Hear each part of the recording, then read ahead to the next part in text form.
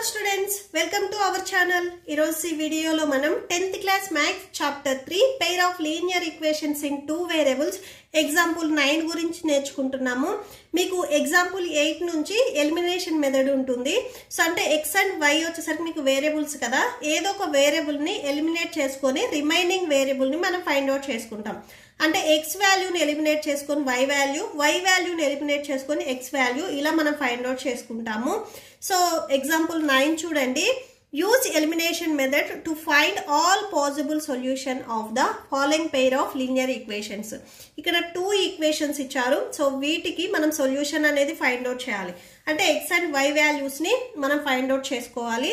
So దానికి మనము elimination method use చేయమని అడుగుతున్నారు. సో చూడండి, ఫస్ట్ మీకు ఇక్కడ 2 ఈక్వేషన్స్ ఇచ్చారు. దీనిని మీరు ఈక్వేషన్ నెంబర్ 1 అండ్ ఈ సెకండ్ వన్ వచ్చేసరికి ఈక్వేషన్ నెంబర్ 2 అని తీసుకోండి.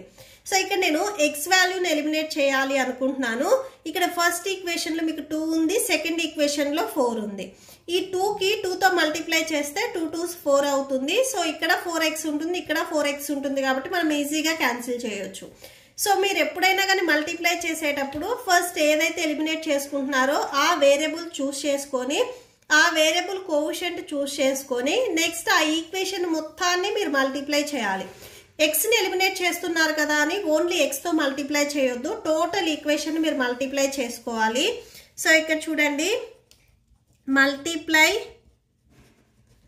Equation 1 by 2. ఈక్వేషన్ 1 నేను 2 తో మల్టిప్లై చేస్తున్నాను అండ్ అలానే అండ్ ఈక్వేషన్ 2 బై 1. ఈక్వేషన్ 2 ని 1 తో మల్టిప్లై చేస్తున్నాను, ఎందుకంటే నాకు ఈక్వేషన్ 2 అనేది చేంజ్ అవ్వకూడదు, ఓన్లీ ఈక్వేషన్ 1 అనేది చేంజ్ అవ్వాలి. ఈక్వేషన్ 1 ఏముంది, 2x plus 3y equal to 8 ఉంది. సో ఈ మొత్తాన్ని నేను 2 తో మల్టిప్లై చేస్తున్నాను. ఈక్వేషన్ నెంబర్ 2 ని 1 తో మల్టిప్లై చేస్తున్నాను. Equation number 2 4x plus 6y equal to 7.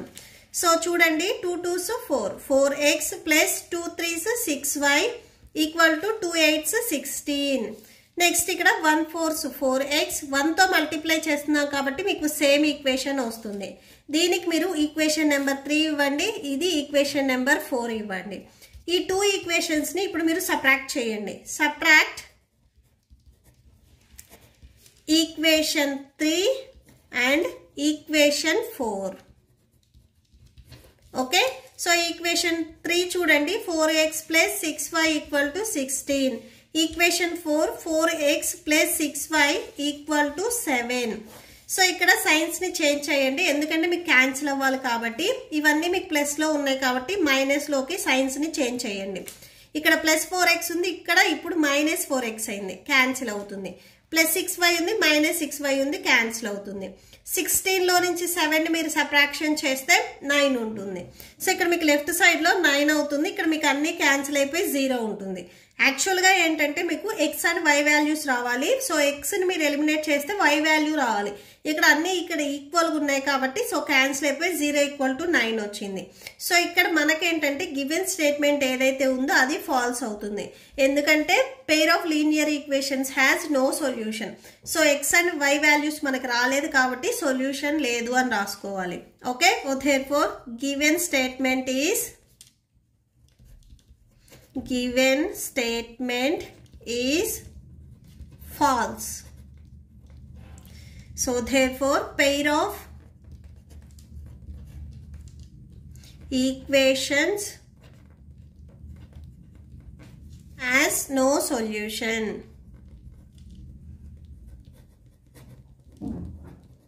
Okay, so that's it. మీకు ఈ వీడియో నచ్చితే ప్లీజ్ లైక్ చేయండి, మీ ఫ్రెండ్స్కి షేర్ చేయండి అండ్ మన ఛానల్ని సబ్స్క్రైబ్ చేసుకోండి. Thank you and thanks for watching.